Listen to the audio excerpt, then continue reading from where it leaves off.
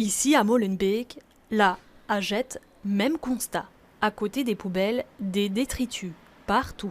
Jettoise depuis 20 ans, Daniel marche chaque jour dans ces rues et les promenades deviennent de plus en plus pénibles. Ce matin, je voyais, c'est soit Pampers, les bandes hygiéniques. Désolée pour les dames, mais c'est comme ça, c'est déjà arrivé. J'en ai croisé là.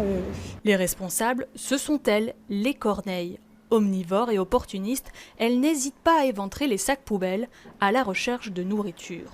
En augmentation depuis plusieurs années à Bruxelles, elles sont pourtant d'une grande utilité pour la ville. Elles vont se promener dans les rues, elles vont se promener partout où il y a potentiellement quelque chose à manger et donc elles vont éventuellement manger le hérisson mort qui s'est fait écraser ou le batracien qui s'est fait écraser ou les insectes qui sont fait choper par une voiture et qui se trouvent en bord de route.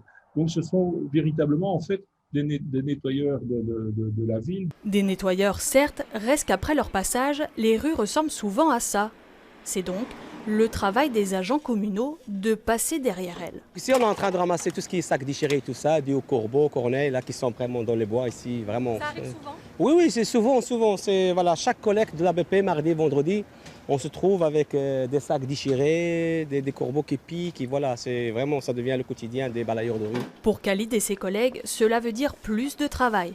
Alors, pour éviter une surcharge, à Jette, on envisage d'autres solutions. On peut imaginer des poubelles en dur. Ça se fait déjà dans certaines communes. Je pense à Watermal-Beaufort, Uccle ou à Woluwe. C'est quelque chose auquel on pense déjà depuis quelques mois pour le mettre en place, notamment là où on a des problèmes à la lisière des bois et là où les riverains le demandent. Donc c'est quelque chose on est tout à fait en capacité de le mettre en place, mais on aimerait le faire en collaboration avec Bruxelles Propreté. L'espèce est protégée, c'est donc à nous de modifier nos habitudes et pourquoi pas diminuer nos déchets alimentaires.